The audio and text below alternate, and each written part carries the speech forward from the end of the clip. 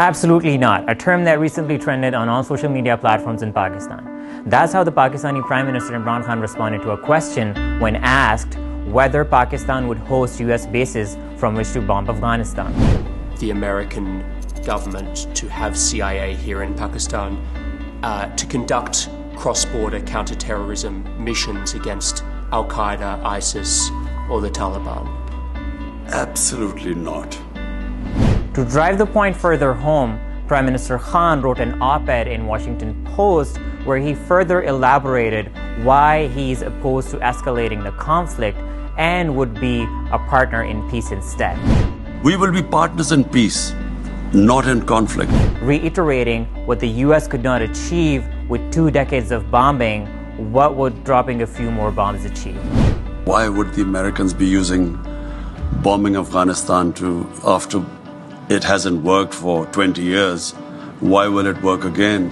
Pakistani Prime Minister, since the start of the conflict, argued against a military solution in Afghanistan. Here was someone who kept saying that there's never going to be a military solution in Afghanistan. I kept telling Pakistan government whenever I had a chance. I came here in 2008. I spoke to senior Democrats.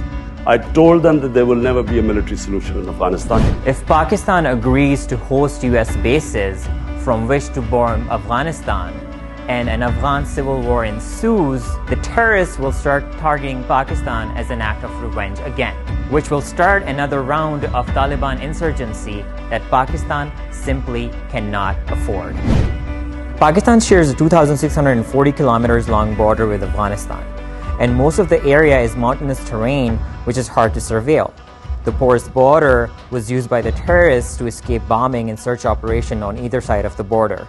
In order to address the cross-border movement, Pakistan is fencing its side of the border, which is near completion.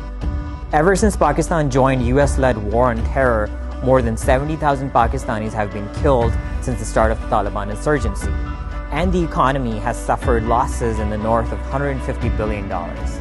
The ensuing wave of suicide attacks in Pakistan killed more Pakistani soldiers than the US soldiers in Afghanistan and Iraq killed in action combined.